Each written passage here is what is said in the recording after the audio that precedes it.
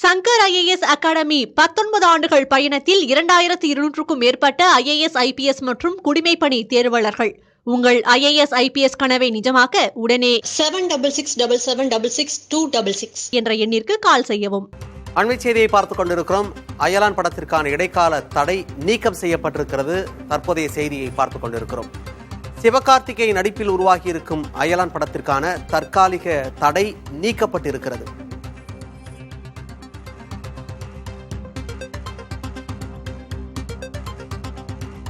கூடுதல் விவரங்களோடு செய்தியாளர் முகேஷ் இணைந்திருக்கிறார். முகேஷ், வழக்கின் பின்னணி என்ன? இந்த வழக்கு அயலான் படத்தை வெளியிடுவது தொடர்பாக 2 வழக்குகள் உயர்நீதிமன்றத்தில் விசாரணைக்கு வந்தது. ஒரு வழக்கு MS சேலஞ்ச் என்ற விளம்பர நிறுவனம் பட தயாரிப்பு பணிகளுக்காக 1 கோடி ரூபாய் KGS நிறுவனத்திற்கு கொடுத்திருந்தது. அந்த தொகையை கொடுக்காமல் படத்தை வெளியிடுவதற்கு தடை விதிக்க வேண்டும் என்று கோரிக்கை வைக்கப்பட்ட பொழுது இன்றைய தினம் ஒரு 50 லட்சம் ரூபாய் செலுத்துவதாகவும் மீத பணத்தை ஏப்ரல் 10ஆம் தேதிக்குள் செலுத்துவதாகவும் உத்தரவாதம் அளிக்கப்பட்டது. இதை ஏற்றுக்கொண்ட உயர்நீதிமன்ற நீதிபதி அப்துல் குத்தூஸ் அந்த படத்திற்கு விதிக்கப்பட்ட தடையை நீக்கி உத்தரவு பிறப்பித்திருக்கிறார். அதே சமயம் ஏற்கனவே மற்றொரு வழக்கு உயர்நீதிமன்றம் தொடரப்பட்டு நிலுவையில் இருக்கிறது. அந்த வழக்கு நீதிபதி சரவணன் முன்பாக விசாரணைக்கு வந்த பொழுது KJR நிறுவனத்துக்கு எதிராக TSR பிலிம்ஸ் என்ற நிறுவனம் வழக்கு தொடர்ந்து இருந்தது.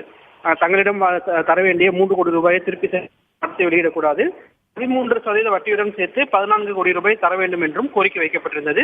இந்த வழக்கை விசாரித்த நீதிமன்றம் கடந்த டிசம்பர் மாதம் ஒரு இடைக்கால உத்தரவு பிறப்பித்து அயலான் படத்தை வெளியிடுவதற்கு தடை விதித்து உத்தரவு பிறப்பித்திருந்தது.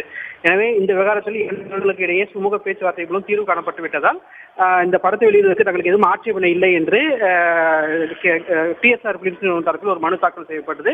அந்த மனுவை ஏற்றுக்கொண்ட நீதிபதி சரவணன் உயர்நீதிமன்றம் வைத்திருந்த 2வது தடையும் நீக்கி உத்தரவு பிறப்பித்தார். இதன் மூலம் அயலான் படத்துக்கு எதிராக உயர்நீதிமன்றம் வைத்திருந்த 2 தடை உத்தரவுகளும் நீக்கப்படுகிறது.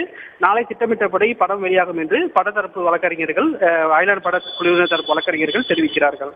அயலான் திரைப்படத்திற்கு எதிராக 2 மனுக்கள் தாக்கல் செய்யப்பட்டு 2லுமே தீர்வு எட்டப்பட்டு விட்டதால் திட்டமிட்டபடி திரைப்படம் நாளைக்கு வெளியாகும் என்கிற தகவலை கொடுத்திருக்கீங்க. விவரங்களை கொடுத்தமைக்கு நன்றி முகேஷ்.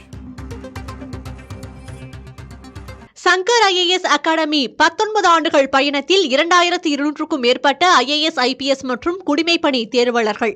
உங்கள் IAS IPS கனவை நிஜமாக்க உடனே 7677666266 என்ற எண்ணிற்கு கால் செய்யவும்.